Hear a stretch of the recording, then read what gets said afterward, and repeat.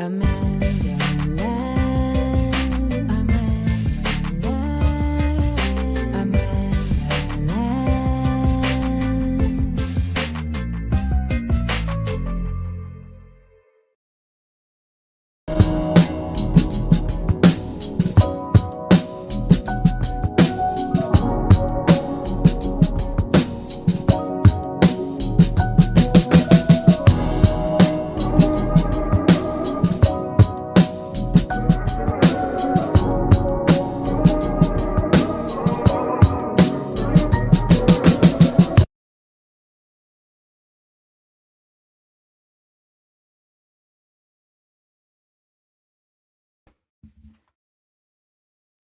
Good morning, good morning, good morning, good morning.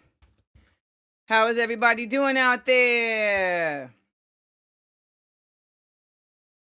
Welcome, welcome, welcome. This is Views from Amanda Land. How's everybody doing? Welcome to another day in hell.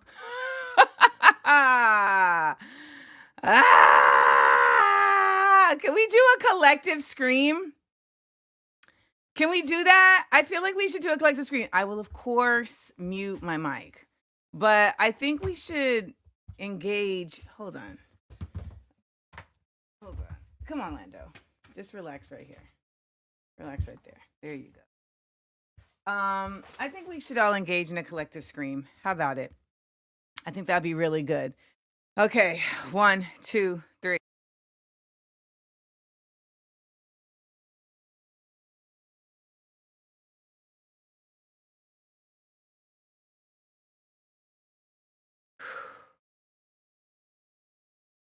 I cleared out the room. Lando and Jordy said, "Nah,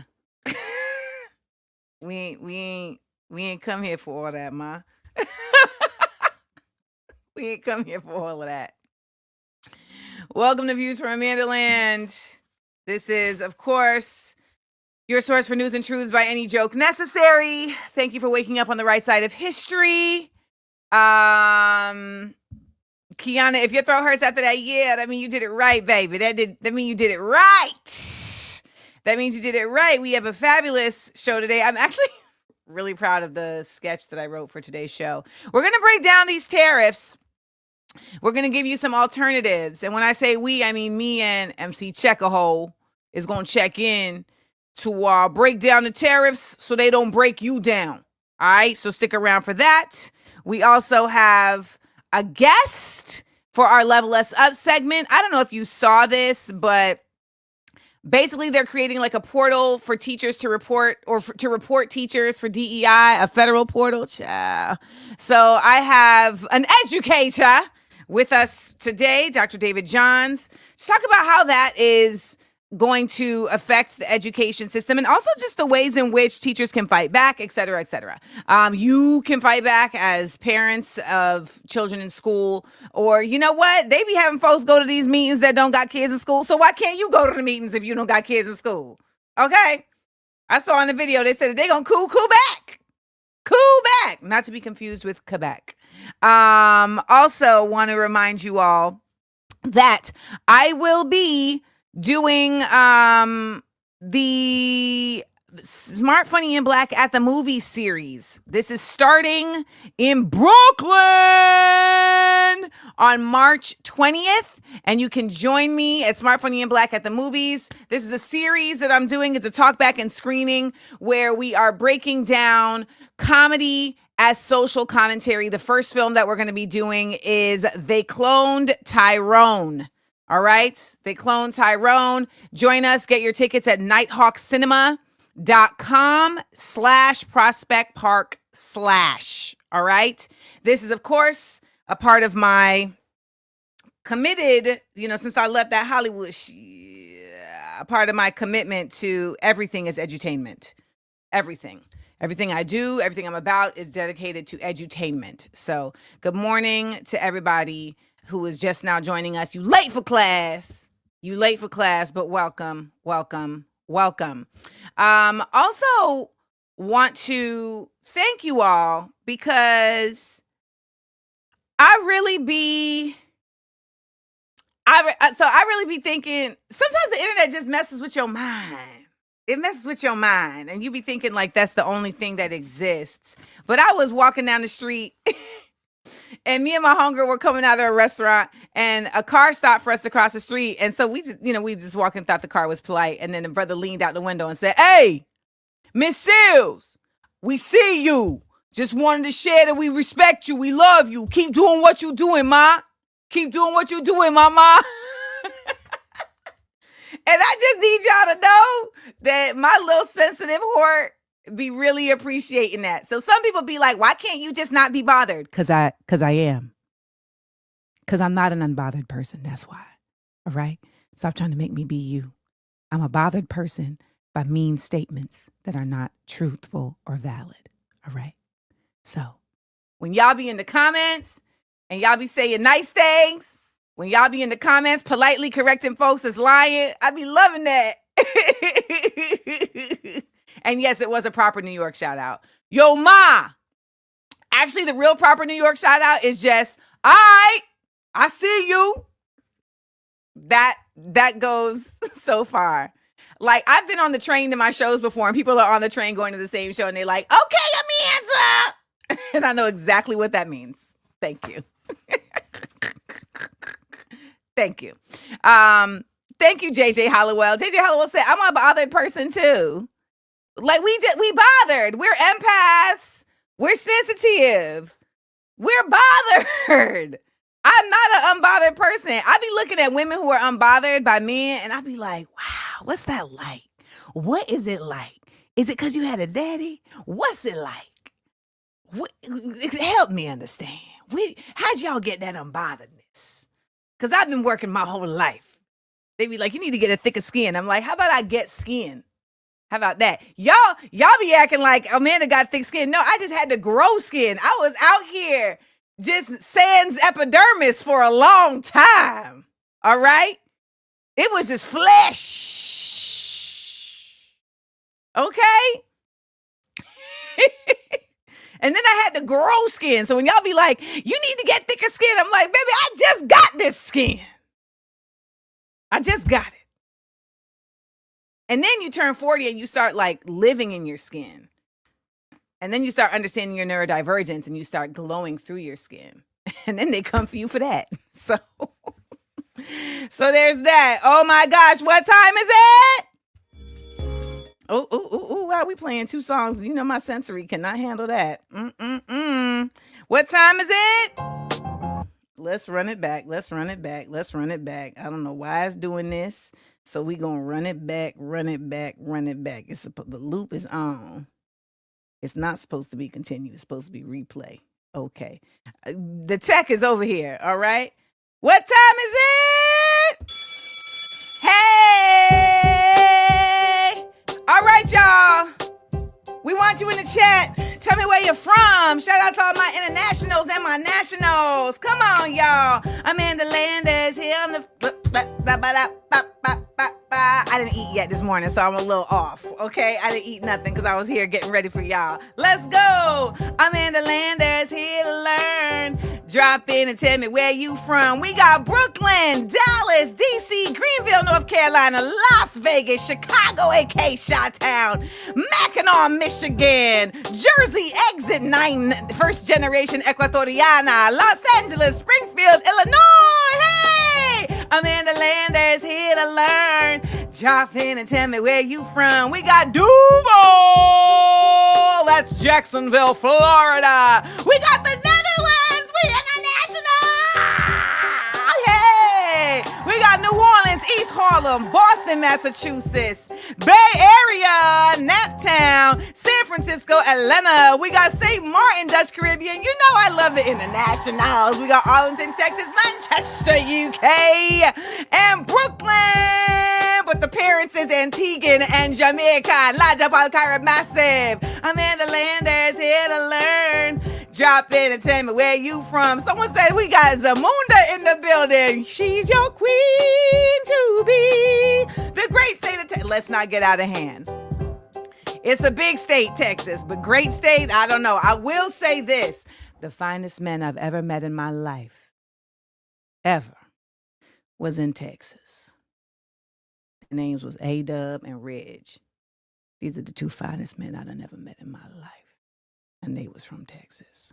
All right now, hey, we got Spain in the building. We got the Bronx in the building. Springfield, Illinois, St. Louis, Missouri. We got Durham, North Carolina.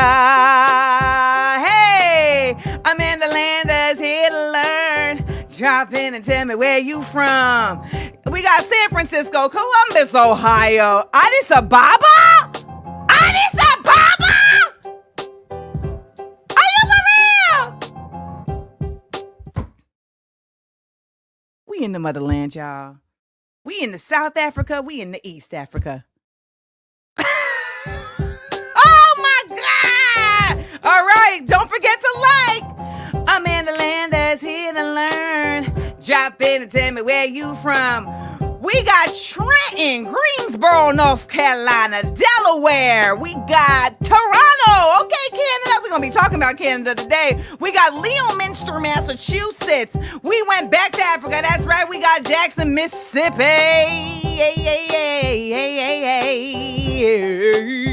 All right, my internationals. This is where I need y'all to drop in. All my international folks, tell me where you from. We got Turtle Island. We got Lake Elsinore, California. University Place, Washington. If you haven't noticed, we have hit every region of the United States. We've got London. We've got Manchester. Didn't we have multiple people in Manchester? We got Antigua and Guyana, but you can't be in more places, so where you at right now? We got Trinidad. Trini to the bone. Trini to the bone. I love it, y'all. I love it, y'all. We got British Columbia. We're doing it. We're doing it. We're doing it. So good morning to everybody. Someone said, LOL, Brooklyn? Oh, man. Today is my ex's birthday. Today is my ex's birthday. You know what we have to say about that?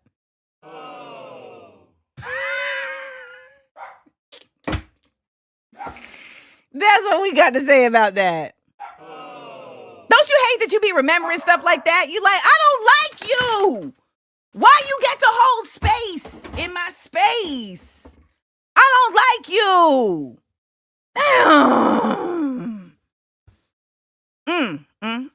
All right, y'all. You ready for our word of the day? Actually, let's do our church announcements real quick. Remember, everybody, church announcements are always reminding you that, yes, we do this Monday through Wednesday, 10 a.m. Eastern. Tell a friend. Your job is to be the word of the mouth, okay? I'm not buying ads for the show because I'm not going to give money to Meta. So I'm not going to buy ads for the show. So you know what? Tell your friends. Let them know this is where we be at. Please subscribe. Please watch for 20 minutes. Now, let me tell you something. If you want to screen record and post on your Meta accounts or whatever, just make sure you let people know where you got it from. That's all. But if you want to do that, hey, I ain't stopping you, okay? Please replay the episode. Please drop a seal in the chat if you like something that's said. And also, remember, if you want to step up your support, you can always be a member of the Seal Squad at patreon.com/Amanda Seals. Seal Squad is a great place where I'm doing original content and additional content to what goes on here. You can get ad-free episodes of Small Doses Podcast, as well as ad-free audio episodes of Views from Amandaland. If you're not listening to Views from Amandaland on podcast, make sure you do so. By the way, when you replay the episode, if you can let the ads play, that would be super duper helpful. And speaking of super duper helpful, we love supers in the space. Right here at YouTube, you can support people in real time by getting a super and all of that. All right, so I appreciate you all for joining us again. If you're just joining us, welcome to Views from Amandaland, your news and truths by any joke necessary. Thank you for waking up on the right side of history. Let's get into my anxiety is on 9 million today. Oh, I didn't take my medication. Okay, we'll get into that later. I just realized. All right, so let's get into our word of the day. Hey, ooh. Our word of the day is Heteroclite. Heteroclite. It's an adjective meaning abnormal or irregular. Heteroclite. It is actually heteroclite behavior for me to not take my medication in the beginning of the day. And when I don't, I do feel a sense of heteroclitiness. I do feel a bit heteroclitical. Y'all remember to use this in a sentence. Let's use it in a sentence. Heteroclite is an adjective spelled Heteroclite.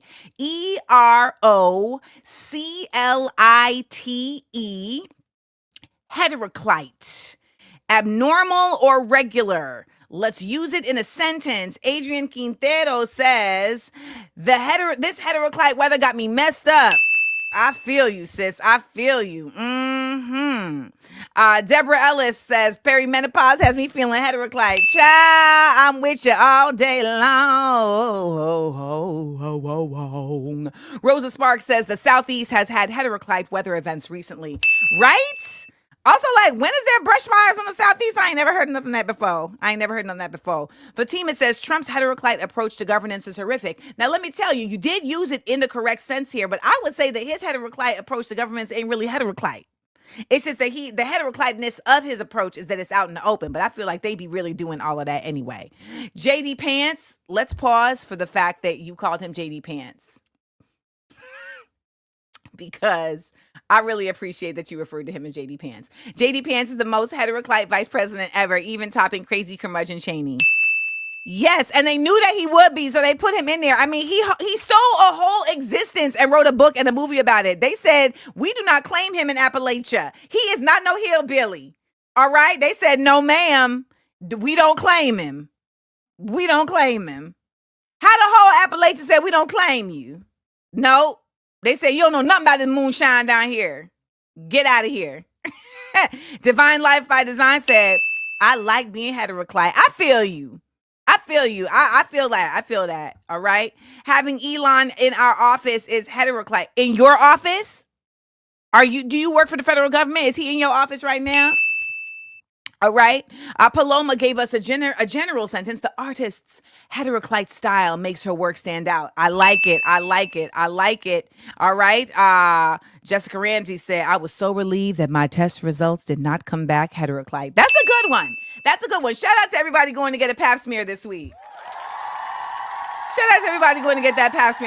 going to hope that your cells come back non-heteroclite. All right. But go and get that looked at.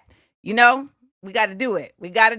All right. And okay, when you said this, Ellen, I thought you meant his literal makeup. Trump's makeup and way of being is type heteroclite. But his makeup is heteroclite because he absolutely is wearing makeup. Okay. He absolutely is wearing makeup. Don't ever get it twisted. That man be up there beat down. Okay. Beat down. If he was smart, he wouldn't just put out Bibles. And he wouldn't just put out, he'd be putting out, he got a Trump coin. He would put out men's makeup. And you know what's crazy? They will buy it at the same time that they would be saying that drag queens are the devil. That's what they would be doing. How he hasn't put out a line of toupees don't make no dang sense to me. What? And you call him a good businessman? They love saying he a good businessman. No, he not. He's missing great streams of income that match his brand. That is not a good businessman. Okay. And you know what? We're going to end it with Jonathan Gonzalez because this is it right here. Trump went from being heteroclite to normalize and mainstream, much to our chagrin. Chagrin is a good one too. Okay. 10 points for Gryffindor. So that is our word of the day. Heteroclite, adjective spelled Heteroclite, meaning abnormal or irregular. Abnormal or irregular. All right. Now, I don't have any water. So what I'm going to do is I'm going to bring up our guest because he can handle himself while I go get my water, because that's the kind of person he is. All right. That's what I love, when I have a guest that can handle themselves. All right. One time when I was doing Smart, Funny, and Black in LA, I had Nico Anand, who played Uncle, what's his name on the show? He on P Valley, Uncle Clifford on P Valley. I had him and comedian CP. And the tech during the show was messing up and couldn't nobody fix it. Y'all, I had to run off the stage in the middle of the show and fix the tech. That's what it is to be your own boss. You end up having to step in. And do you know these brothers just handled the show? They handled the show while I went and fixed it. And I was like, God, this is what I mean by supporting each other. So let's get into our Level Us Up segment for the day. You know it is Tuesday, and we always have a segment of this type on a Tuesday. Let's do it. Amanda Land.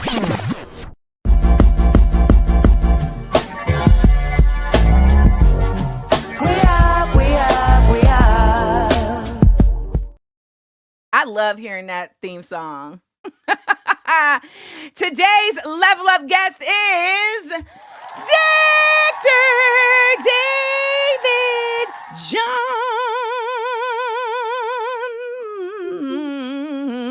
I'm surprised you didn't put a title under here. Listen, Fred, I was so focused on being engaged in the discussion, watching people trash your ex-boyfriend, fuck him and his birthday, learning new words that I wouldn't even focus on. You know he owed me $4,000. I believe it. And drop a pin. Let's roll up on him. Tap him on the shoulder. Run us on. I would drop a pin, David, if I knew where he was. I don't know. There hasn't even been a sighting. I don't even know if the man's still alive, if he in the United States. There has not even been a sighting since July 31st, 2023. Jesus be offense. He probably in New Orleans or Mardi Gras, spending his money. Spending somebody money. My money. Spending some other woman money that thought, this is a good man. Yes. $4,000, y'all. I want my money. I want my money on time. That's a lot of money. $4,000, yes, and it was to fix his car. And the day that we broke up, I had brought it up and was like, so what's good with the bread? What's good with the bread? And he was like, it's just taking a little longer than usual to pay you back. You didn't put nothing on it though. Can I get a hundo? Can I get 20? Can we notch it down? Y'all, what you're experiencing is two people that know each other. Welcome to the show, Dr. David Johns. Before I let you step up while I go and get my water, let me give a proper introduction. Actually, let's get real proper. Hold on. It's the production for me. Dr. David Johns began his career as an elementary school educator in New York City. He was appointed the first executive director of the White House Initiative on Educational Excellence for African Americans by President Obama and served from 2013 to 2017. He is now Dr. David J. Johns, the Chief Executive Officer and Executive Director of the National Black Justice Collective, NBJC, a civil rights organization dedicated to the empowerment of Black, lesbian, gay, bisexual, transgender, queer, plus, and same-gender loving people, including people living with HIV/AIDS. He was appointed the first, and perhaps most importantly, he went to school with me. We are both graduates of the Institute for Research in African American Studies at Columbia University. I use the robot because they are robots now. But we went to Iris, so we are sequestered, okay? So shout out to David Johns. Welcome to the show. We are so happy to have you. Thank you for having me. And, I wanted to talk about this video that I saw. So I'm going to play the video. And if I'm not back by then, speak to the people. Y'all welcome Dr. Johns. Remember, your questions should all be addressed to Dr. Johns. You know how we play in this classroom. We respect our guests and we give them the utmost. Keep it cute. I'm from Inglewood and I fight. Don't let these degrees fool you. I have a sweatshirt that says that. I'm just saying, don't let these degrees fool you. They really do be thinking that. They really do be thinking that. And I'm just like, why do you think that? Why do you think that because somebody has degrees that they don't have hands? Both hands. It's both hands. Multiple intelligences. Yep. I've never understood it. I don't get it. And you know what? I also realized that I did not even drop this video in. So, Dr. Johns, tell us what brought you to education as a field?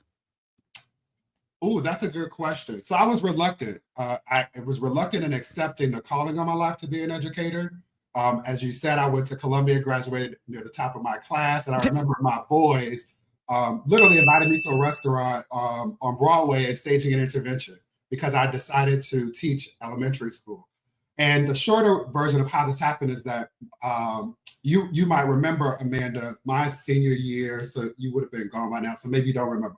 But there was a collusion of whiteness and privilege that resulted in an anti-affirmative action bake sale, started at UC Berkeley, migrated its way all the way over to Columbia. So Lerner Hall, I was in class across from Tongo when he got a call because they were in Lerner Hall. The conservative club set up a bake sale, mock bake sale, and essentially were trying to charge us 50 cents for a cookie, white men $3 for a cookie, and make the case that we didn't earn our spaces at this institution because of affirmative action, not appreciating that at a private institution, affirmative action didn't exist, but legacy did.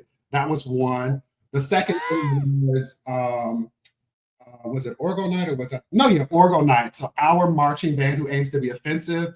This is a group of folks who, unlike the Marching 100 at FAMU or Jackson State, like put it in because they're good at what they do. Our band aims to be offensive. So I remember they were suspended for saying at a game with Fordham University, a Jesuit school, y'all are going down like Catholic boys on priests. Oh, wow. Right. This is their humor. They hide behind humor and satire. And so every semester before their organic chemistry final, they perform a series of skits. Their goal is to offend as many people as possible. And this year in particular, 3 of the advertisements included one attacking a student named Jamie Gleicher, who was at Barnard. It said Barnard girls are by and large bisexual and large, and it had this girl's picture on a flyer. There was another one that had a picture. What? Right.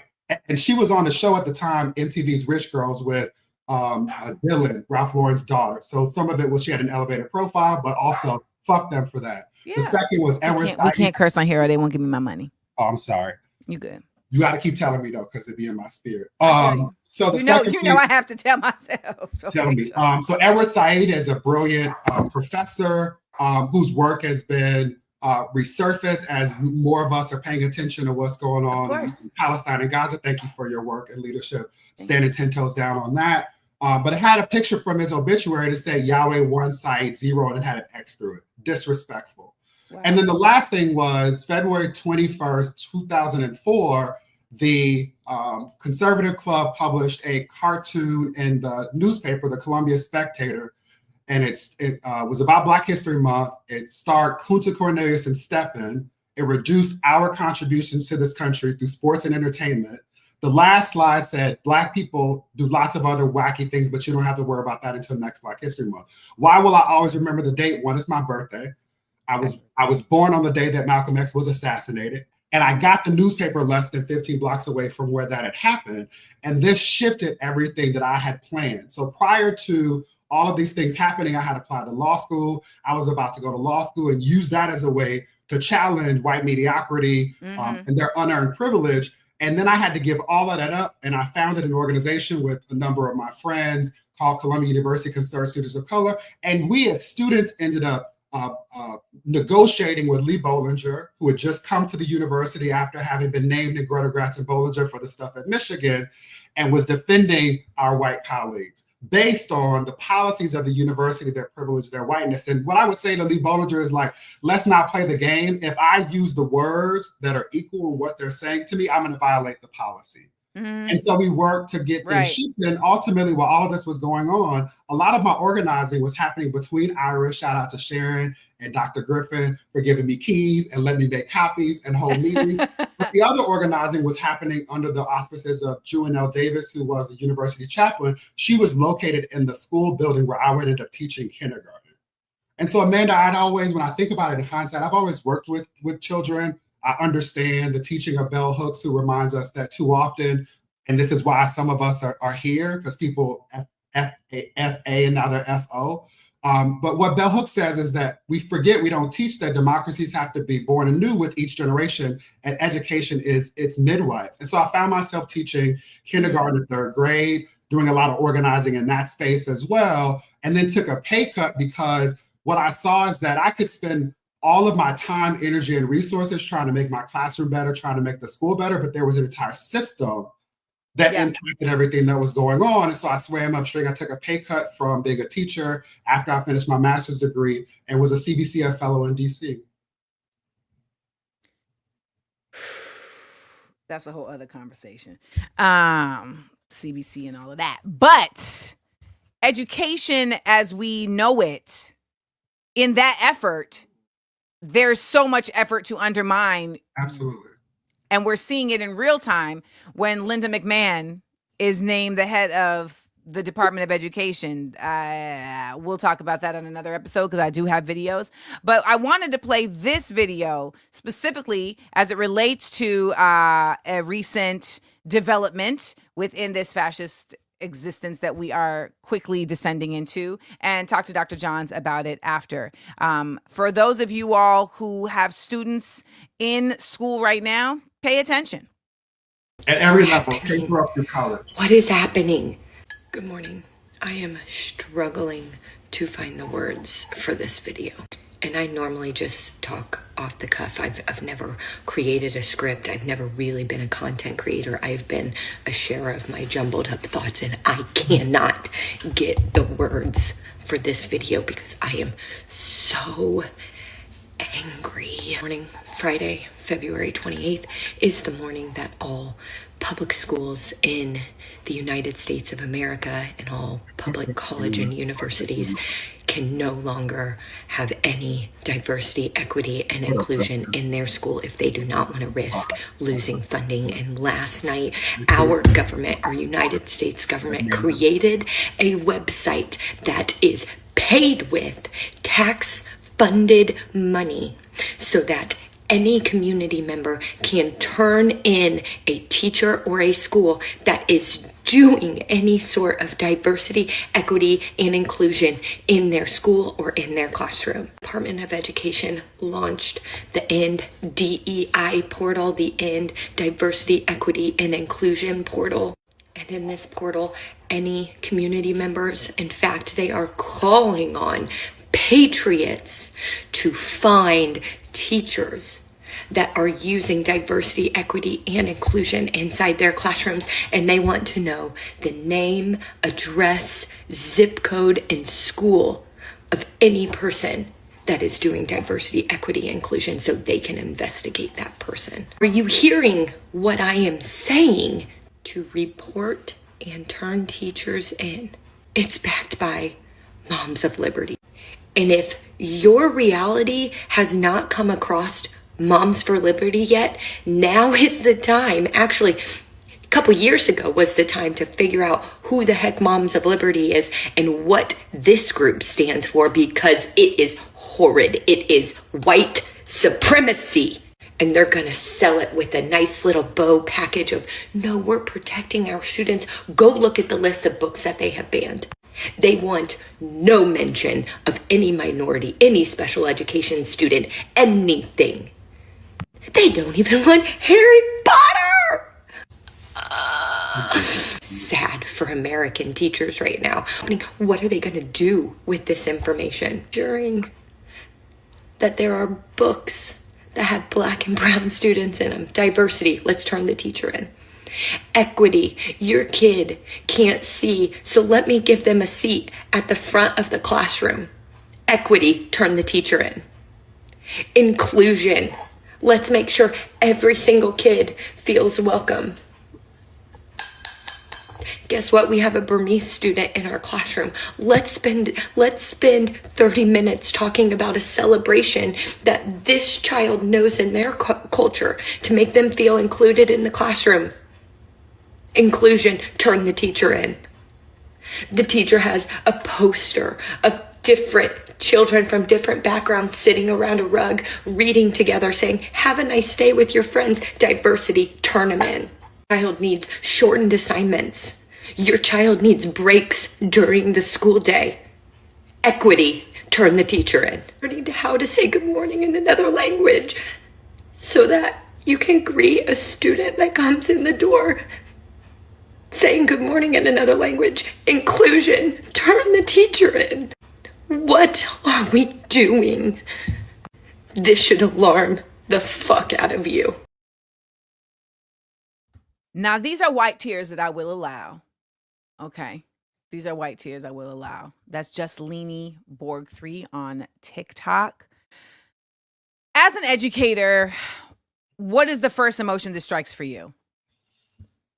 Let me not answer it that way. As a person who led the White House initiative, as you mentioned, on educational excellence for African Americans, established by still my president, Barack Hussein Obama, his fabulous wife, Michelle Obama Robinson Obama, Sasha Malia, Grandma Robinson, rest in peace. What I know is that the first week in office, Amanda, he killed every initiative that has existed since Reagan.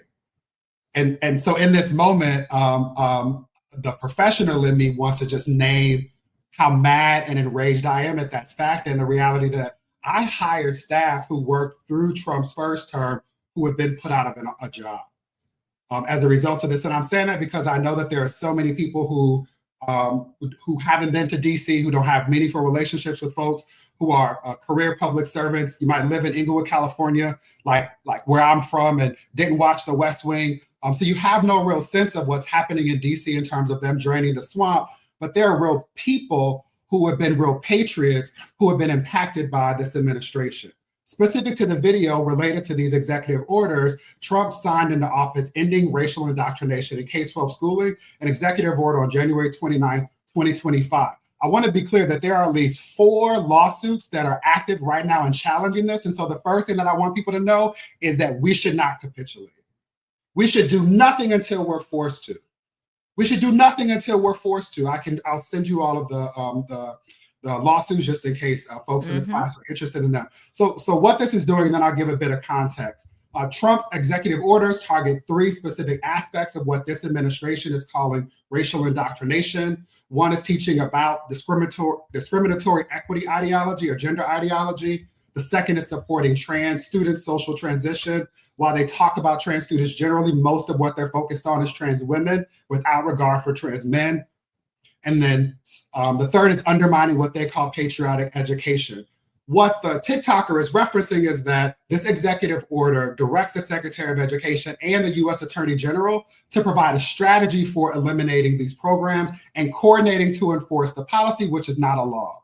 So that coordination piece is really important because what she talked about is that, so there's a website, you can submit people's information, but unless there is collusion such that there's then an investigation and then there's a mechanism for somebody to be held accountable, it doesn't mean anything. And I want everybody to remember that this is not new. Ronald Dion DeSantis, the failed history teacher turned governor of Florida, pioneered a lot of this when he was auditioning to run for president. 2 bills that people might remember. One is Don't Say Gay, HB 1577, I believe it was. It was titled Parental Rights in Education. I'll go back to Moms for Liberty in a second, but the second bill was Stop Woke, right? And so these bills were designed to terrorize teachers into not doing anything so that they wouldn't trip over these landmines that were intentionally created to be nebulous. And what, again, we should know is that there are judges, including Trump-appointed judges, who have said that what DeSantis attempted to do was unconstitutional.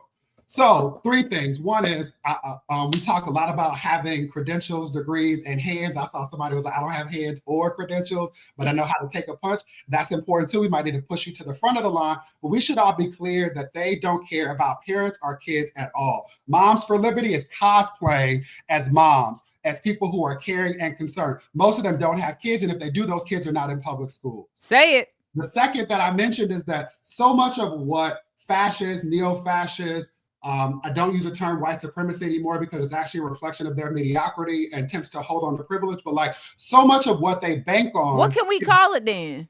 White mediocrity. I use that because that's what people know it, because that's what people understand. But I got 2: white mediocrity or white delusion. Oh, I'm using white delusion. White delusion, right? And so much of what they bank on in terms of operationalizing white delusion is that we trip over ourselves to do the work for them. Beloved, I want you to find a sermon from Dr. King titled, But If Not. He preached this at Ebenezer Baptist Church, where Senator Warnock is now the presiding minister in 63, if memory serves me well. It's the story of Meshach, Shadrach, and a bad Negro. And what it talks about is the importance of having the kind of faith that says, I'm not going to bow at your statue because I'm not about that life. The way that I'm built, the Constitution that I have says that this is some BS. And that's not something that I'm supposed to do. I cannot accept the unacceptable. But the point here is that we should not capitulate. Let's not do it. And then the third thing is something that I referenced before, but it's that there are very few enforcement mechanisms. And much of what Trump's executive orders are doing is bumping up against existing law. Executive orders are not laws. They are not laws. So much of what Trump is desiring to do requires congressional legislation. Right. They need to send him a bill that he signs into law. And so in this moment, in between, in this moment of it's not stasis, but again, in between, it's important for us to be measured, to understand that we've been here before. 50 years ago, we Brown versus 51 now, Brown versus Board of Education 1 was tried. Schools are more segregated now than they were then. So some of this is about perspective. Sorry, go for it. That's how much of an educator you are. Wait, that's how much of an educator you are. I'm in your class. I'll wait. Sorry. No, don't ever apologize. Because that's why I was like that. He's going. I'm just letting him know that I have a question. No, please. No, what's up? When you said that, dang, I lost it because I was trying to listen as I was trying to hold on to the thought. You were saying that the laws are the executive orders against. They're not laws. Right. And then you said something right after that. Dang, he was moving. I forgot. Don't capitulate. There was something you just said, and I was like, oh, I need to ask him about that. What was he saying, y'all? Y'all be paying attention. What was he saying? You were saying about Dr. King, but then you were saying Brown versus Board of Education. They're more segregated now than they were 51 years ago. I can't remember. Keep going. Do your thing. Well, I know, Stephanie, I was trying to keep up with the chat as well. Y'all are on fire, so I missed a lot of spots. But no, but I'll ask their questions after. Okay. But when we talk about the ways in which these orders are getting put in place, yep. And how they can be challenged, yep. What are realistic ways that they can be challenged to force the hand of these judges, et cetera, et cetera? Oh, wait, it's coming to me. It was... I got it. So him making these executive orders which bump up against laws, is that an actual, do you agree or disagree that is somewhat of a strategy, knowing that he has the Supreme Court in place to effectively change them into law? And so he's doing the executive orders to push them all the way up so that there is some sort of congressional shift that is taken. Yes and no. I do believe that it is a part of his strategy to throw things to the court, knowing that he has bought the Supreme Court.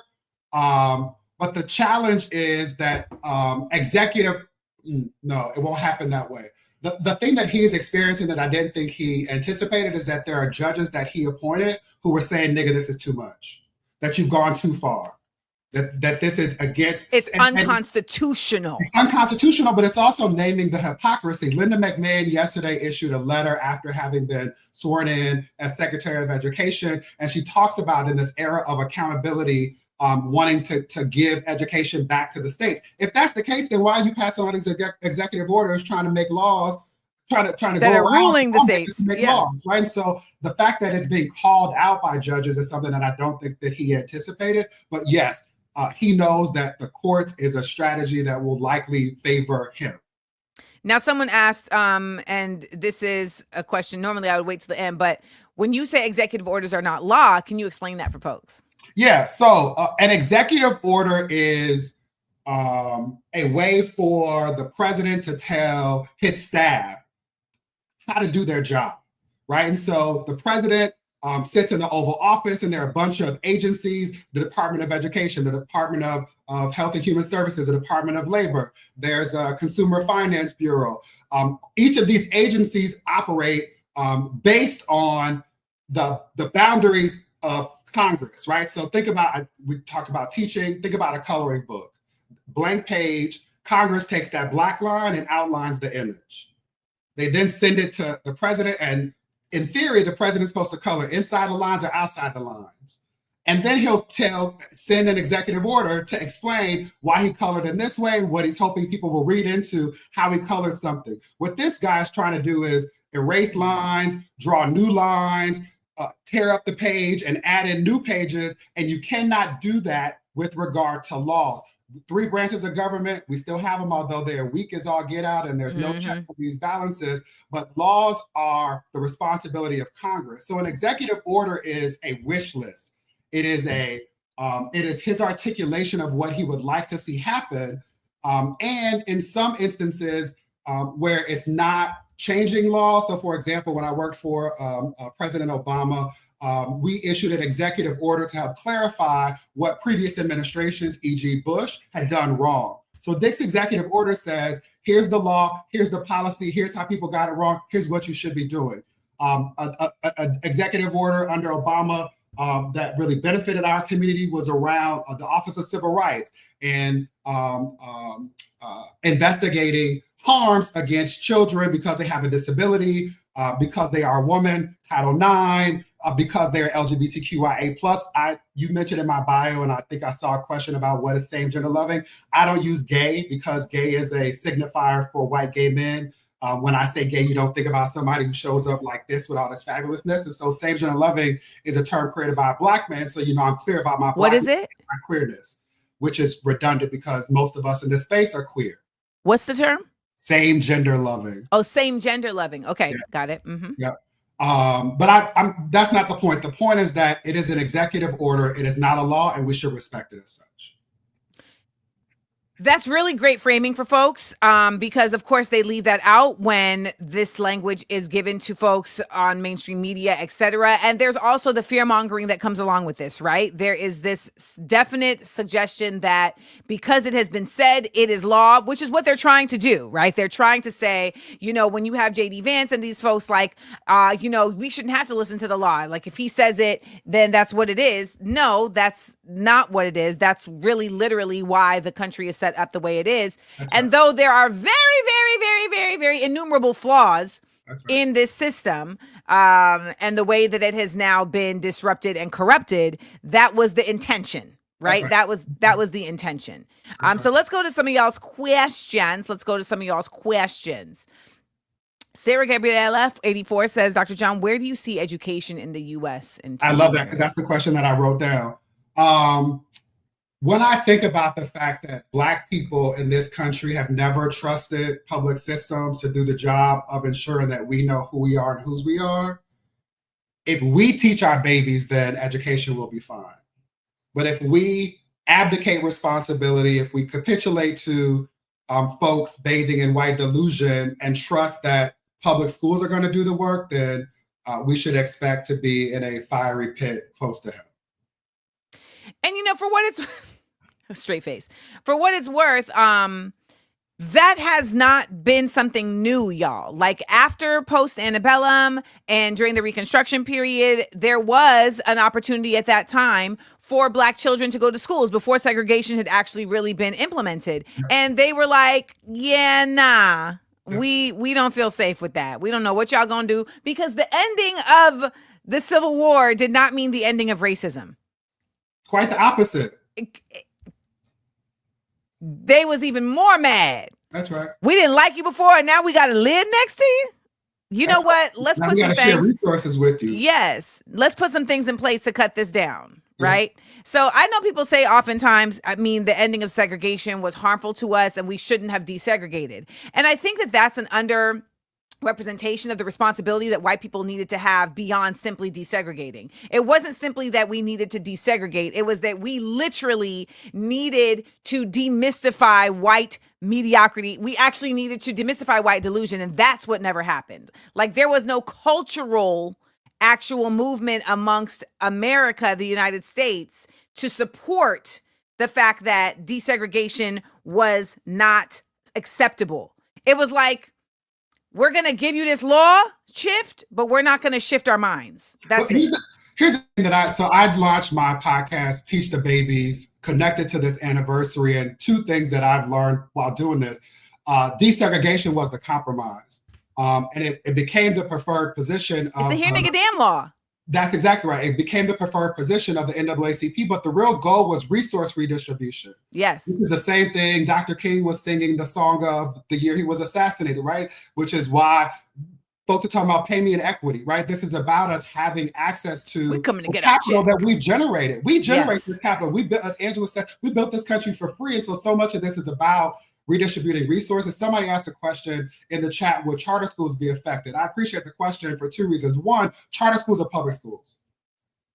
Charter schools are public schools, and people get that messed up. Charter schools are public schools that get autonomies or flexibilities in exchange for, in theory, in exchange for higher outcomes at a more efficient rate. You were supposed to be doing better with less. But what we have now are charter authorizing boards that don't hold people accountable for doing better with less, without creaming or gaming the system.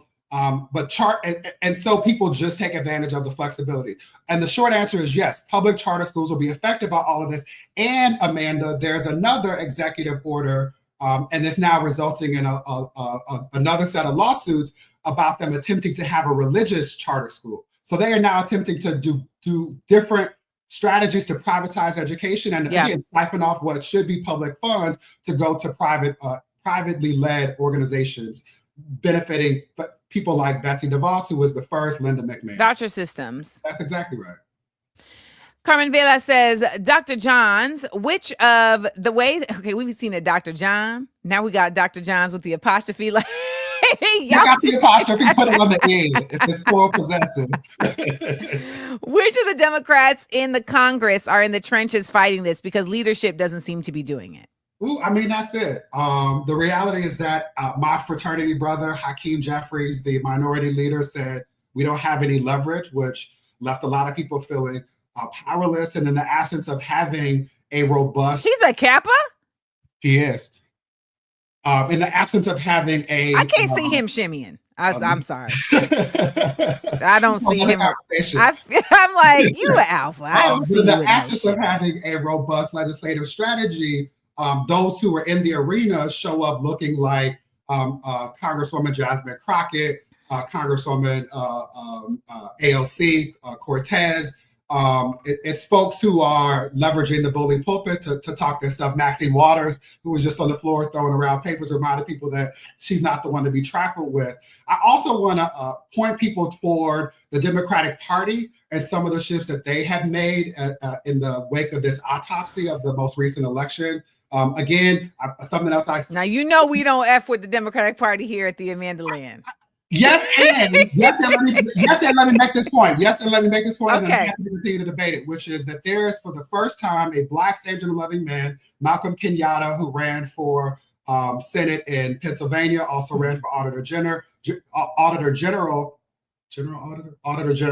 who is now in leadership within the party. And I'm confident that he's going to shake some things up. I'm also really excited about the Working Family Party, us doing more to talk about how to make. I literally was on the line today getting them in here. Yeah, so I'm going to work. They're doing amazing work. We're in coalition with them, but in the absence of us having a viable third party structure, it's also important for us to shake up those that exist, the apparatus that exist. All right, next question. Actually, not a question, Dr. Johns. Thank you for breaking things down. Okay. Next question. Kishan says, question for Dr. Johns. In your opinion, which has more impact in contesting executive orders, legal challenges or advocacy and public pressure? It depends on what the executive order is. Fair. I'd probably say C, all of the above. And in order of effectiveness, the most effective backstop to these executive orders in this moment are the staff, are public servants who are either career public servants or politically appointed. So folks know there are two types of people who work in government. You are either a career servant, which means that you're not there based on a political party. You tend to stay in the job. That's why people talk about a good government job, regardless of the You're change. apolitical. You're apolitical. You're serving the Constitution. With regard to doing your job. That's exactly right. You are a patriot. You are doing your job.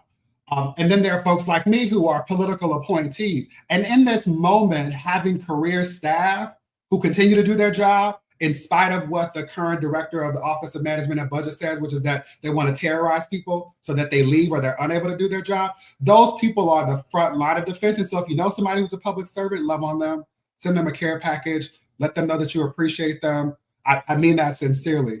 And then both advocacy, pressure, especially if you can apply it, if you know somebody who's connected, if you are a member of one of these white delusion organizations, leverage your privilege in that regard. But that pressure is important. But when there is an immediate harm that's been caused by an executive order, so we haven't talked about it, but one of the executive order challenges Title IX. Title IX has been used historically to protect women from discrimination or violence. This Title IX refers to, it's literally the ninth chapter of the legislation, as is being bastardized to advance this attack against trans folk. Because that impacts real students in real ways right now, legal injunctions that say, no, you cannot do this are important. I'll give you another one. A couple of weeks ago, some people saw there was a freezing of federal funds. That impacted organizations like mine in real time. We could not draw down funds to do the work of talking about HIV so that Black folks know it's not just a gay disease, that Black straight women are still dying as a result of HIV when that should not be the case because of medical, scientific, and social advancements.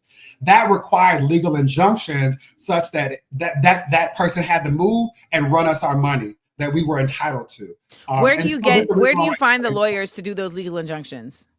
So there are organizations like looking at a note from a dear colleague. The National Center for Lesbian Rights is an advocacy organization based in Oakland. They are pursuing a lot of the defense with regard to expansion, battling against all of these trans attacks. The Leadership Conference for Civil and Human Rights is offering pro bono assistance to individuals and organizations who've been impacted by these executive orders.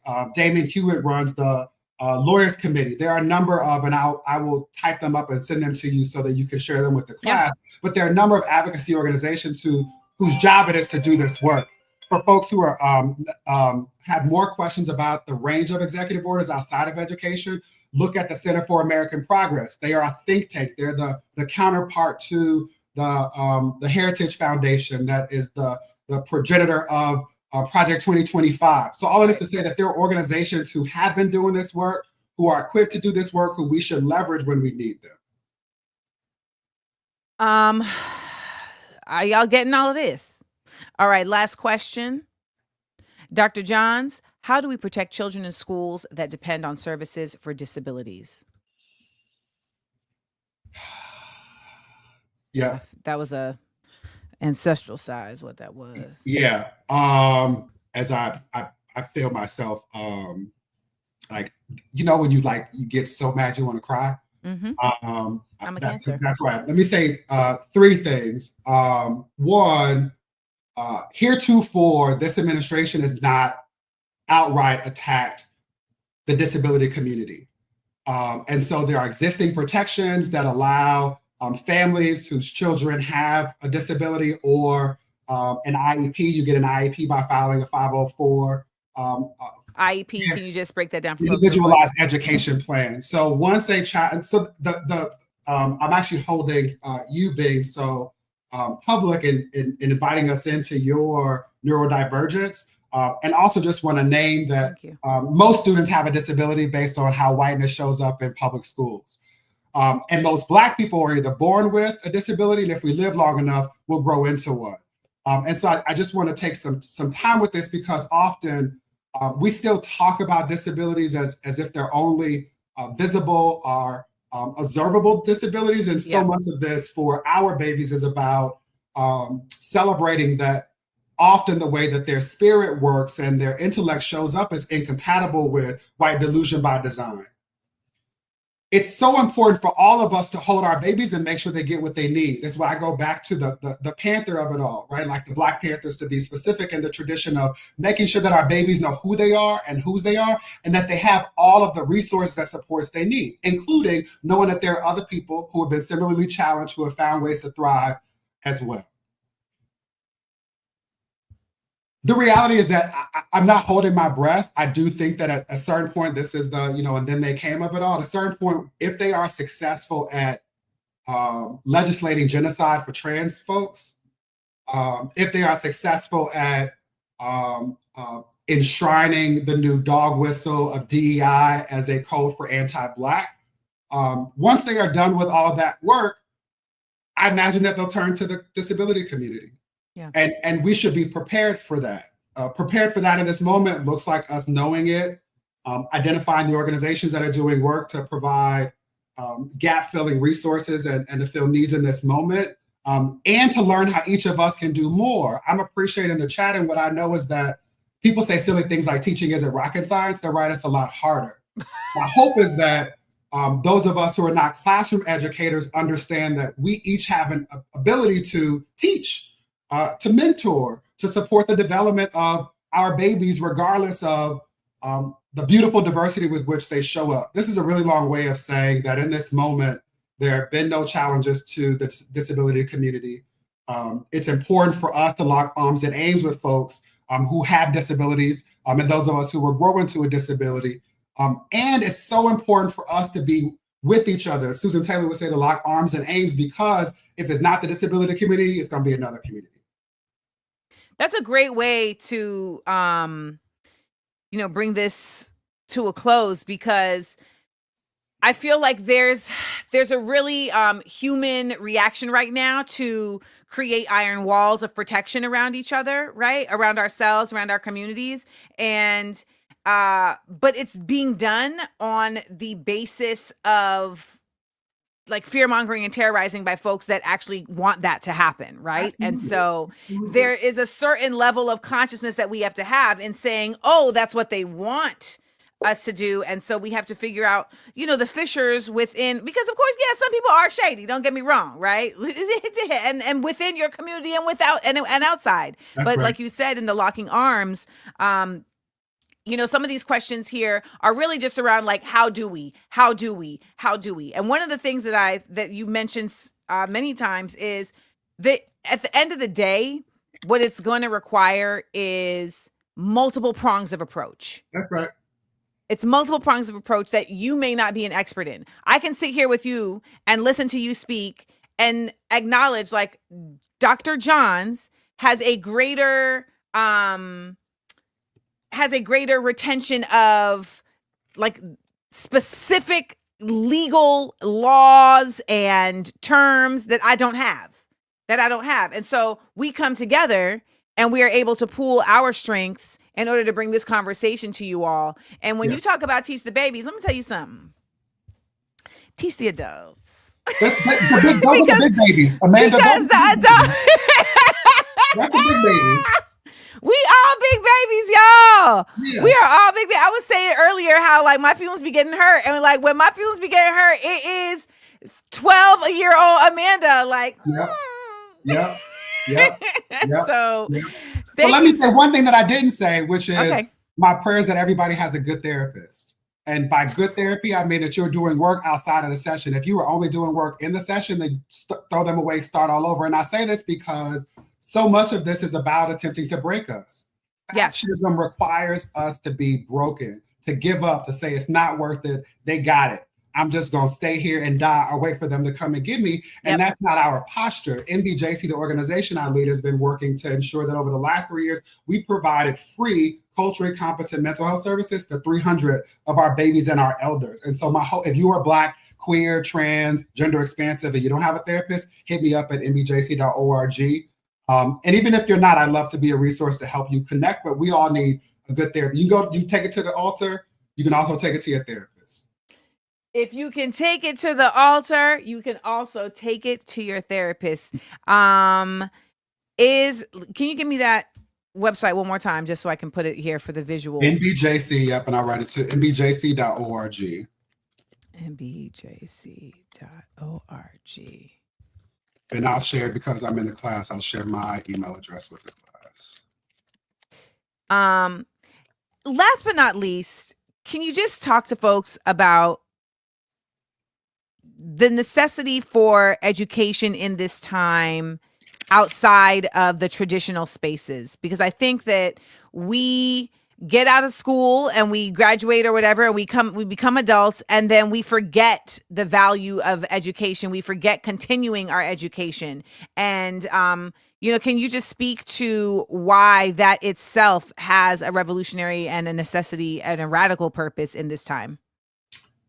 Yeah, Amanda, the more I think about living in this moment in our geopolitical maturation, the more I appreciate the adage that, like, the most important things you learn in kindergarten.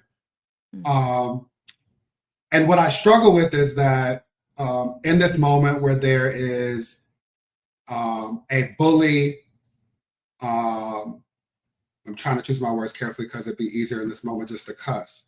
But there is an ignorant person who has been put in a position of authority, who is demonizing data, destroying websites that encourage us to have fact-based and informed discussions, deliberations, and bill development, right? Like, I was reading again, the average American reads at a 6th grade level. Like, this dumbing down of our country is by design. And somebody asked about, like, where I think education will be in 10 years. The bigger question is, where will our nation be amongst global leaders?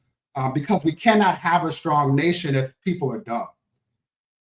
Period, full stop. And so my hope is that we acknowledge what Brian Stevenson says, which is that systems work as they're designed to.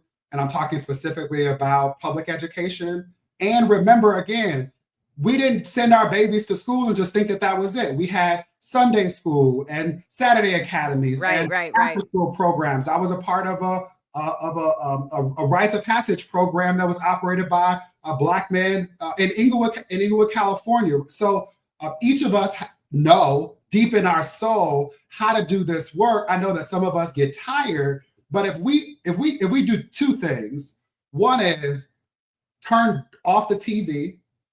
Right, Kendrick Lamar, cue the track. You can keep things like this one, but turn off the TV and start a book club. Start a book club. NBJC has Empowered, EMPOWERED, and every month we find an author, mostly Black, queer, transgender, expansive folks. Tourmaline, who was in school with us, has a book about Marsha B. Johnson coming out that we're about to amplify. Read a book and talk about it with your friends. That is a form of education. Showing up in community. Spaces, whether that be a faith center or some of us are members of Black Greek letter organizations, just gather with your folks and exchange conversation. Let's get away from this stupid belief that, like, we should be talking about politics. Politics affects everything, often without our consent. So we should always be talking about it. So whatever ways we can do that and increase our competence and compassion will get us all closer to freedom. That's why they don't want us reading books. That's why they're burning books. That's why they're destroying knowledge. That's why they're erasing websites, because they know that when we are empowered, when we're able to identify that this is messed up by design and it doesn't have to be this way, we are dangerous, and they don't want to reckon with us. They don't want to squabble up. Callie, thank you so much, as always, for coming through, giving us a word. I know folks really appreciate that. I know so many folks that can give us a word. See, I made it about me, y'all. Your circle is representative of your values. Dr. David Johns, y'all. Thank you for leveling us up. All right, y'all, go to NBJC.org for more information. Thank you again to Dr. Johns for leveling us up right here at the Amanda Seales Show. If you're just joining us, this is not the Amanda Seales Show. This is Views from Amandaland. Your girl done so many damn shows. Thank you for joining us here at Views from Amandaland. This is your source for news and truths by any joke necessary. You are waking up on the right side of history. We are into the second hour of the show, and I'm going to put this up, and then we're going to come back and talk about these tariffs.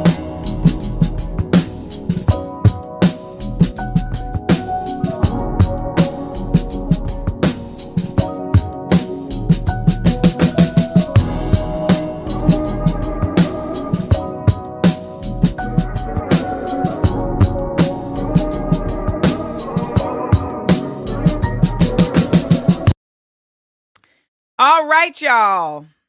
Let's get into it and let's talk about the tariffs. Blaggery news. Politics. Blaggery news. Pop. Culture. Blaggery news. Sports. Blaggery news. Justice. All right, let's get into it. Let's talk about these daggone tariffs. So as of today, Donald Trump has put in place tariffs specifically affecting China, Canada, and Mexico. And there has been pushback by these nations, not surprisingly. And I want to show you some of the responses from these nations before we even talk about how this is affecting us here in the United States. Purchaser of alcohol in the world. We buy over 3,600 products from 35 states. I talked to the governor of Kentucky and Mitch McConnell. Don't touch our bourbon. I'm going after absolutely everything. And I don't want to. We keep the lights on to 1.5 million homes in manufacturing in New York, in Michigan, and in Minnesota. If he wants to destroy our economy and our families, I will shut down the electricity going down to the U.S. And I'm telling you, we will do it. It's unfortunate. I would rather ship you more electricity, ship you more critical minerals. I want to ship you more energy, more potash to keep your farmers going, and uranium that you use for your nuclear power. It comes through from Saskatchewan over to Ontario. And it's going to be a massive, massive problem. So this is the Premier of Ontario, Doug Ford. Premier meaning like the governor of Ontario. And he's basically saying, listen, if you play with us, we're going to play with you. I don't think enough people understand the ways in which our countries are interconnected beyond borders, right? Which is why it is always so disgustingly irritating to me that they speak about borders as if they're these really definitive things that stand in the way. And ultimately, they are made up. They are made up, and when it's convenient, the borders are absolved and it's irrelevant. But when it is inconvenient or when it is politically a way to support power, all of a sudden these borders are put in place. It is beyond my scope of comprehension how you know that you rely on Canada to provide certain services to your American constituency, and yet you are threatening them as if they are not just an ally, but a partner. Okay, so that right there is beyond. I think it's just really something that people feel like it's Canada. They'd really just be playing hockey and they be having maple leaves, so they're not really doing nothing. And I think that the Canadians are like, we in the cold all the time. We more thorough than you think. We are far more thorough than you think. So that's to the north. Okay, then beneath that, we have Mexico. Now, I'm going to play her statement in Spanish because I think it's important that we also train our ear to hear other languages and not find ourselves turned off. I will then translate what she has said.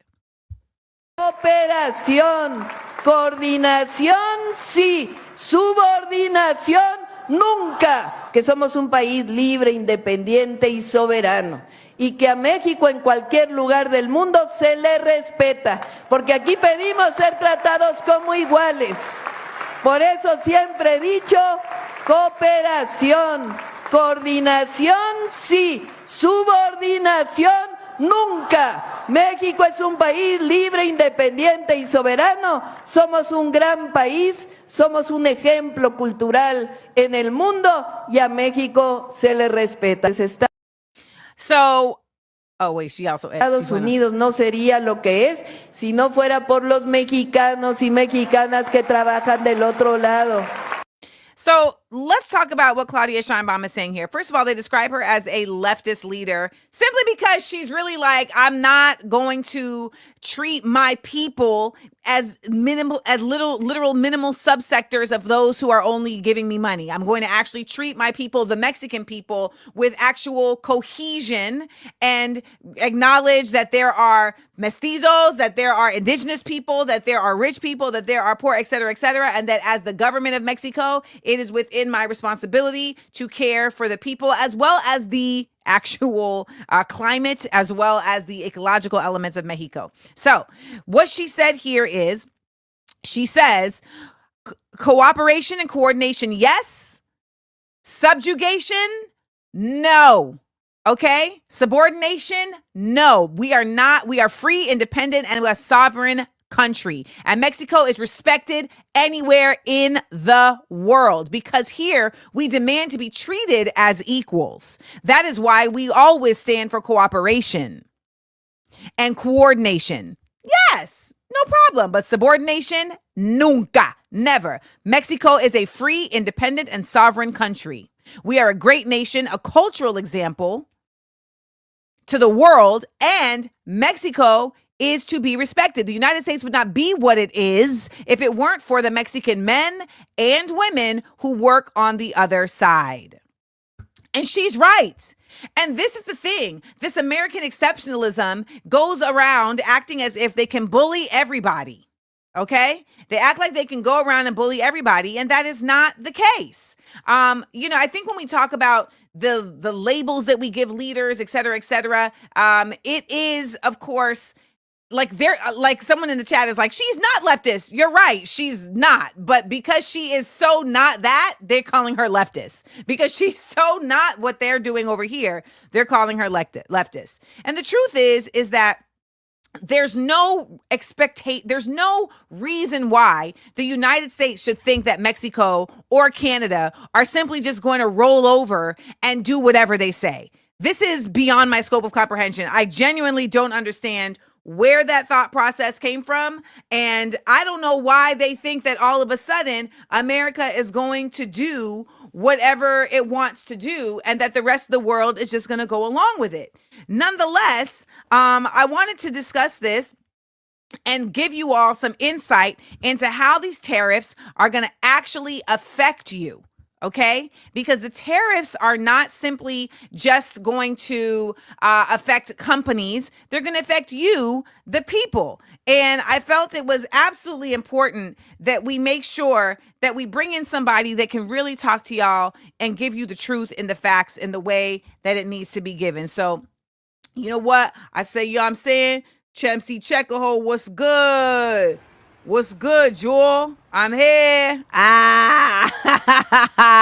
It's your man's MC Checkahoe. I want to thank you all for rocking out with me. Yeah, I mean, Miss Seals, she asked me to come through, talk to you all about these tariffs and just ways in which, y'all could come through and get a better sense of the ways in which these tariffs is going to affect you. And so I said, it's no problem, right?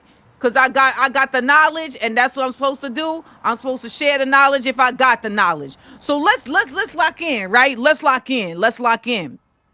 So these tariffs is going to affect you in a number of ways. And first, let's talk about how they're going to affect you. It's the gas. All right? The gas is something they coming for.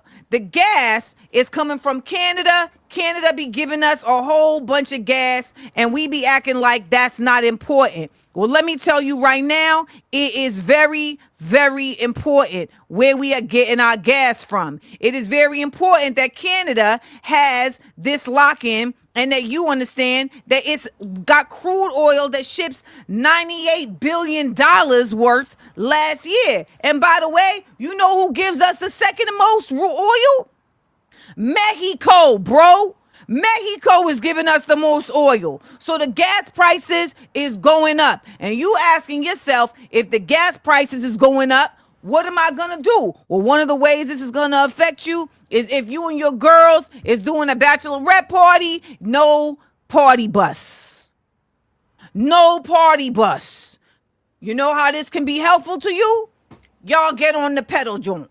You know what I'm saying? Get on the pedal joint and get your workout going on while you drinking. You can work it off while you're drinking. You could do your gym. You could get a good time going while you're drinking. It also helps with releasing less emissions. So this is also lowering your carbon footprint. I think this is something that y'all can enjoy and get your groove on with your girls. Look at them. They pedaling. They out there. They having a great time. Listen, is something to really think about and how you can show up different.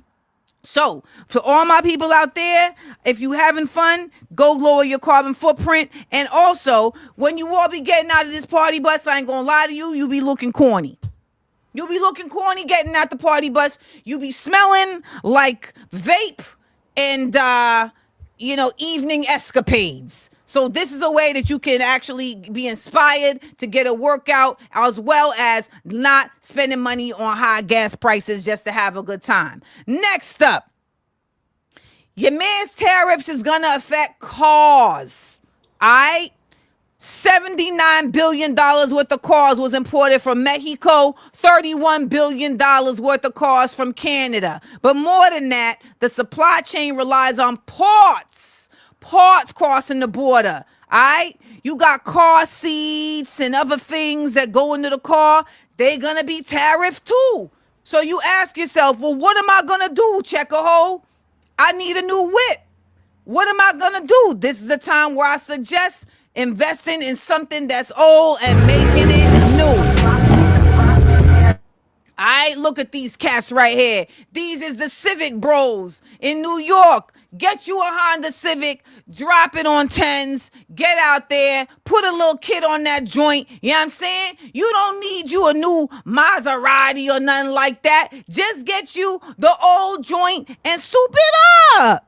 All right? Soup it up. Get you a new hobby. All right? Get you a new hobby. Maybe you learn how to fix up cars. You know what I'm saying? Maybe you learn how to fix up cars. If not, get you a new clique. Now you got a new clique of cats that drive around in your new old cars. But for the love of Jesus, please don't put the exhaust joint that makes the bop bop.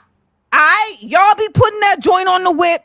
And now we don't know if the revolution is starting and we need to get out there with the blicky, or if it's just your car driving by. It's really frustrating, if I'm being honest. And it's kind of like crying wolf, but with a Honda Civic. So if you could please just not do that, I really appreciate that. Next up, the tariffs is going to affect electronics. I know all you techie weckies, you like to have the latest joint, right? You like to have the most updated with all the RAMs and all the CPUs and the rat. I get it. All right? Now, if you ask me, the easiest way to reach me is real basic. Yeah. I'm coming through. I don't need the iPhone 5011 to do that. But real rap, here we are. Electronics gotten nuts. I ain't even fronting. Electronics gotten nuts, y'all. We here iPhone 16, but we still don't got the hologram joint. What happened to the hologram joint? All right? We still don't have a lightsaber. So what is we really doing? Man, get y'all a case and protect your phone. I know some of y'all don't even wrap up your joint, let alone wrap up your phone. But you know what I mean? Make a shift. Don't leave your computer on the charger overnight. It'll last longer. Do all of this. You'll be saving bread. And you know what else you'll be doing? You'll be contributing to dismantling the mineral trade that's got the Congo in a chokehold. So you doing something good while also not letting the tariffs on these goods beat you down to a bloody pulp. All right? I bet. Next way this tariff is going to affect you, clothes and shoes. Clothes and shoes is coming from China, y'all. Clothes and shoes is coming from China. You asking yourself, all right, well, what am I going to do about that? U.S. imports clothes in the billions from China. How am I going to handle that? Boom. The thing they didn't mention is that it also be importing your do-rags. It also be importing your wigs and all of that. So what is you going to do about that? Well, listen, this is a perfect time for you to consider possibly, perhaps, doing something different. Maybe it's time for you to let your whole joint hang out. Maybe it's time for you to say, you know what? I'm going to go and I'm going to be on my all natural, right? I'm going to be on my all natural. And if you get on your all natural, you out here saving money and you representing, right? Look at this. Get on your all natural. On your all natural, and you out here giving flavors. Look at these beautiful black bodies. Look at these beautiful black faces. Yeah, get on your all natural. Look at that. Whether you got a 4C or a 3B or a 2A, rock it with pride. All right? And you know what? They make bras in China too. So whether you got a double D or, you know what I'm saying, you out here light with the 34A, let it out. Let it rock. Let it rock. Be free. Back to the motherland, Africa, baby. You heard? Word. Next up, it's going to be affecting your fruits, your vegetables. All right? Your fruits and your vegetables. The truth of the matter is that all these fruits and vegetables and whatnots, they coming from these places. Tomatoes, raspberries, bell peppers, avocados. Did you know all of that was coming from Mexico? This is going to be tough. Mexico is the #1 exporter of tomatoes. Fam, I'm a very big fan of pizza. All right? You can't make pizza without tomato sauce. You can't make tomato sauce without tomatoes. So just like that, your man Sal down the block is going to charge 5 bones for a slice. When we all know that the slice is $3 and it's only $3.50 if you getting pepperonis on it, which actually reminds me, Ramadan Kareem, to all my Muslim brothers and sisters, all that across the world, no pork on our forks. I'm with you on that. I'm with you on that. We got one more right here, y'all. One more right here. They coming for the tequila. They coming for the whiskey. That's Mexico. They coming for the bourbon. That's Canada. All right? But guess what? This is an opportunity for you to switch up your whole situation and take these movements into implementing a no drinking regimen. All right?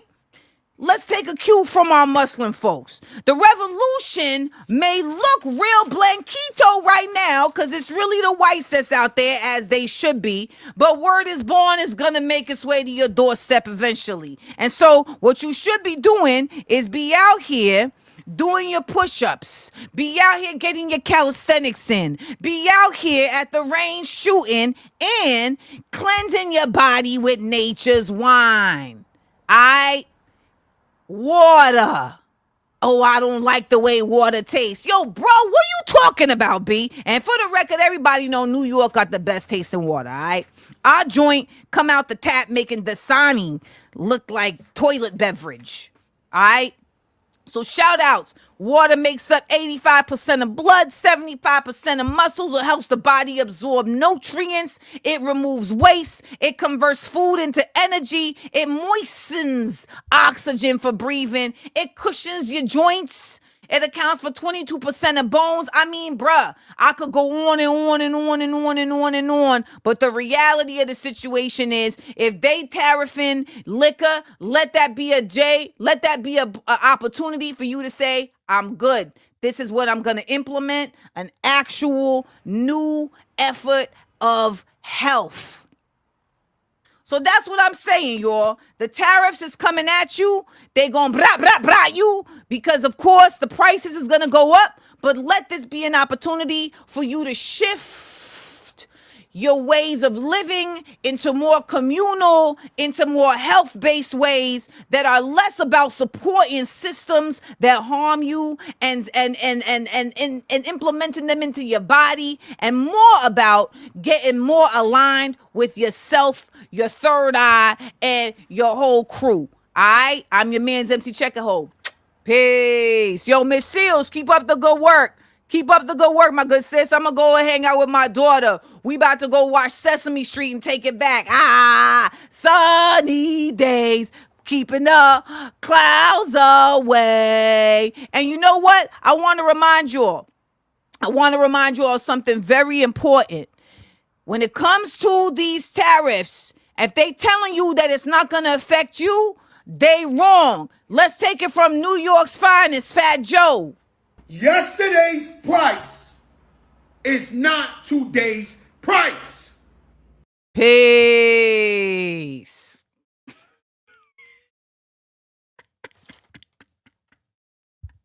We love MC Checkahoe, don't we, y'all? We love MC Checkahoe. I had so much fun making that. It's no laughing matter. But nonetheless, sometimes we got to laugh our way through the madness, man. We got to laugh our way through the madness. I hope you learned a thing or two right there about how these tariffs are going to be affecting us and how you can do your best to perhaps not let it affect you. You know, I know it takes some abstract thinking, but that's what's going to take. That's what's going to take right now. Abstract thinking. That's why I keep saying they need to bring the artists in. They need to bring the artists in. Okay? They got to do it. They got to do it. Let's get into this. Let's get into this. How black do you feel today? Yeah.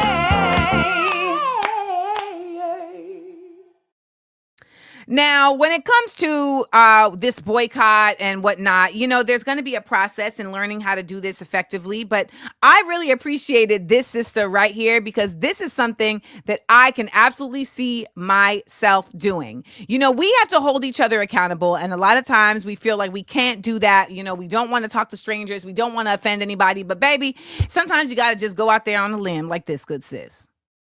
I'm here to find my sister.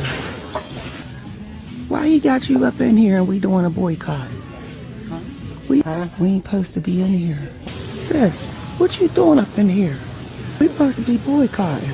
Oh, you know we ain't supposed to be up in here. You ain't here. That's what I'm talking about. I'm proud of you. Give me a hug.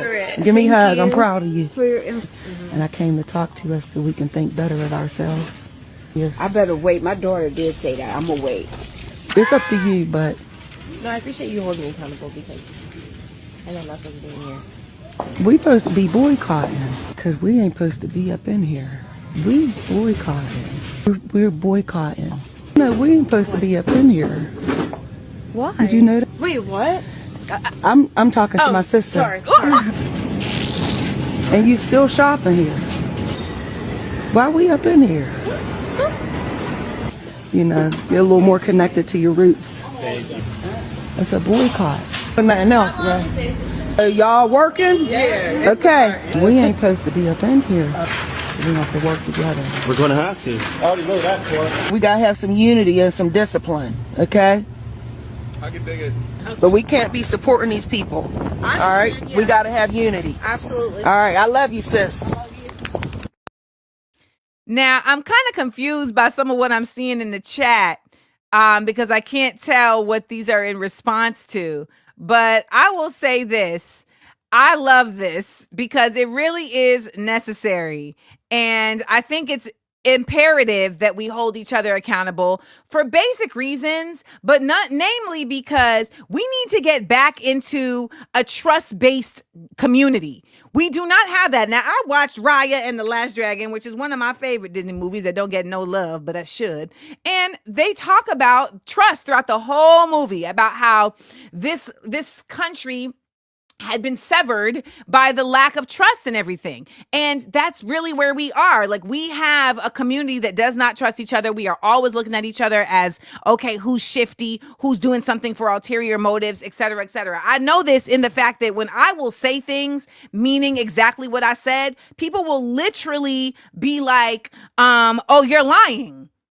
And I'm like, I don't understand what I'm saying that's lying. Like, I'm literally saying what is true. But it's because we have such a deep, ingrained mistrust and expectation of lying that we really can't even actually support each other. And yes, the gun lobby absolutely wants this. The gun lobby actually used fear mongering and this idea that you can't trust anybody to sell handguns and hollow tip bullets to people for their homes, building on the idea that if we can make people feel like everybody is out to get them, we will sell more guns, and that way they will be able to make more money. If we can get people to not trust the person next to them, they will arm themselves. And they'll arm themselves to the teeth the more and more we do it. That is an actual marketing plan that they have in place that they continue to push. So shout out to this sister, because that is how Black I feel today and every day. I will be the first one to be like, now, come on now, y'all. So big ups to her. And she did do it with so much love, Andrietta. She said, now y'all know we're not supposed to be in here, right? Which is a great way to do it. You don't have to be like, what y'all doing in here? You don't got to do that. And, this segment, the first time you interact with other Black people shouldn't be around consumption that helps the untrustworthiness. I don't agree with that at all. I mean, sometimes it is. I mean, if you're at a concert, you're consuming the concert. Like, I don't know that has anything to do with the untrustworthiness. I think at the end of the day, you meet people where you meet them. And if we're both in the same place, then that's what it is. I think the reality is that we live in a nation that breeds untrustworthiness, period. There has been so many times where I have spoken to strangers, and because I addressed them in a calm, peaceful way, they were receptive. It didn't have anything to do with the fact that we was in a store. It was simply because we were vibing. There was vibes. Okay? There was vibes. But people at the end of the day are also defensive. So that's just a part of this narcissistic society that we live in as well, where you can't question nobody about anything, even if it's a legitimate question done from curiosity or love, without people feeling attacked. Okay? That's like a real thing. And it makes it impossible to really move forward and to critique for the sake of elevation if we can't have any trustworthy safe spaces to do that in.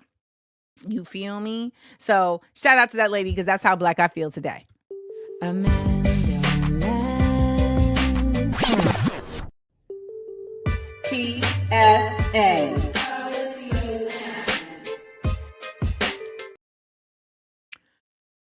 Man, we are going to see some real repercussions as a result of this tariffs situation, because it's going to start affecting money. And so much of the American identity is solely based on income. It's solely based on being employed. And it sucks that we are going to have to shift based on hard lessons. So last year, when I was the recipient of an orchestrated attack by Black media to really attempt to undermine my livelihood and my access to as a role as a member of Black media, I had to go through my own tough lesson, right? Because I realized that so much of my identity was attached to being a part of this community, but that community is a community of consumption. And part of my sadness was not just about my feelings being hurt, but also about my consciousness about where I fit in having to shift. And that being done through force, not by choice. And that is a very real, frustrating situation for so many people to find them in. I feel really lucky that happened to me by myself, because it set me up to make shifts and changes that allow for me to adjust to these times with a bit more smoothness. But a lot of people aren't in that. They're having to adjust to these times in real time. And there is no smoothness because they're having to adjust to so many things all at once. And in this United States, one of the things that's going to have to adjust again is what it means to be American. And I know that so many Black Americans and Latino Americans, so many folks come here and their version of being American is literally being a part of capitalism and its consumerism in a way that other Americans have been able to, that they may have been left out of. And it's going to require us to shift.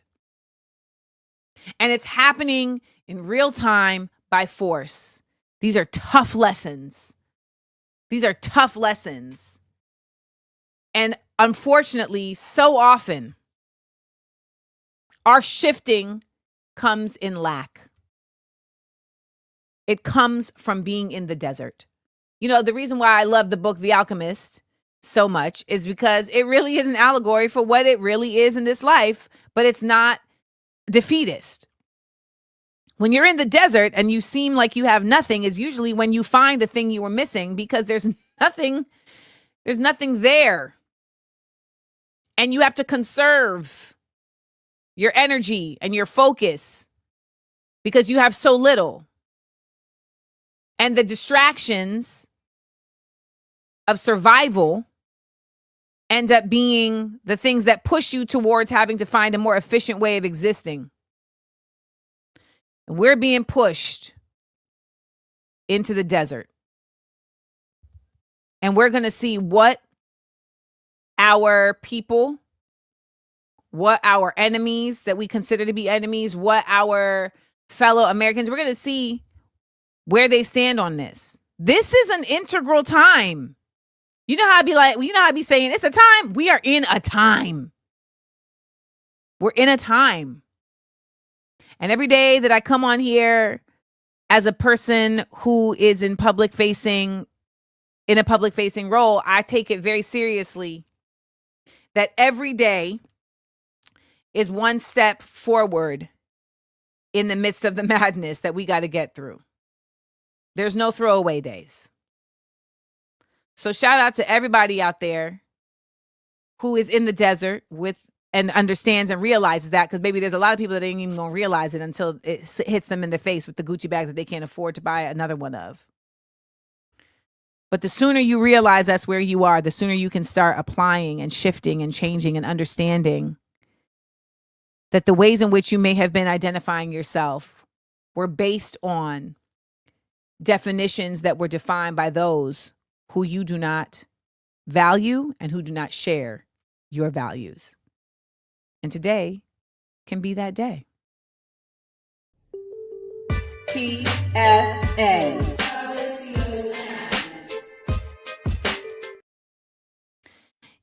A Tamia song. Tomorrow. What is it? Tamia has a gospel song that she sings. Gonna give the Lord today, 'cause tomorrow. How y'all doing, man? That was a good show. Shout out to David Johns, Dr. David Johns, for joining us, teaching us, informing us. That's why I love having these educators on. Tomorrow, we have for 60-second headlines, my homie, my brother, the brilliant Brandon Victor Dixon will be joining us for 60-second headlines. And for our, hold on one second. And for our ambassador of the week, we will be joined by Afif Nasuli and Stephen Thrasher. They're journalists who will talk to us about the ways in which what's going on in Palestine, etc., is affecting the gay, lesbian, HIV, AIDS community, the LGBTQIA plus community, etc. Get them lights up. Like Adrian said, thank you to everybody who showed us love with the supers. You guys definitely know how to make me feel supported. And we actually didn't do a Show Your Love segment today. So you know what? I'm going to do it right now. Ha ha! Hey! Show your love. Hey, show your love. Come on now, show your love. Ooh, that wasn't the note. Show your love. I said, hit me in the Cash App, baby. Drop a super, baby. We learned a lot today. It's very necessary. I love seeing y'all want to learn and level up. It's so encouraging to see everyone choose community. Shoot it up, baby. Shoot it up, doom dee dee dee. See that do be babo, shabu do buddy bee. Ski it up, do babo, be ska da da. If you ask me about your pin, check your tracking.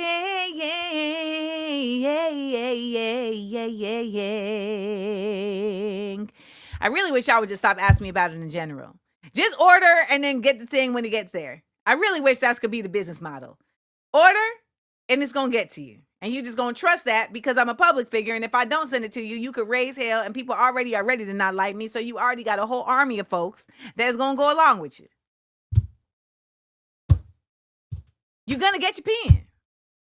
You're going to get it. Okay? Y'all be ordering pens last week. Like, where's my pen?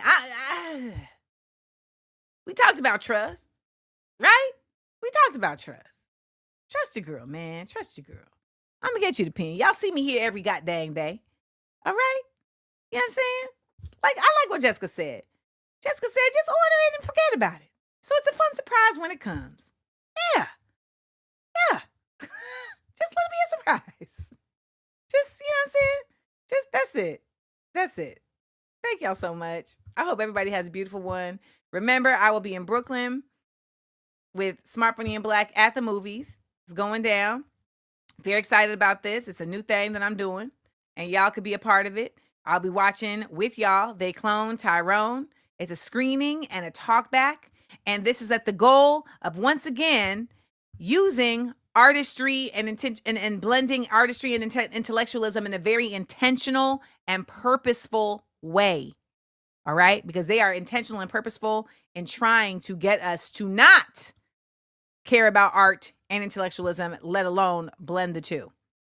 They're really trying their best. Tomorrow is another day. I will see you all here because you know what it is. This is Views from Amandaland, and it's time for 30 Seconds of Stillness.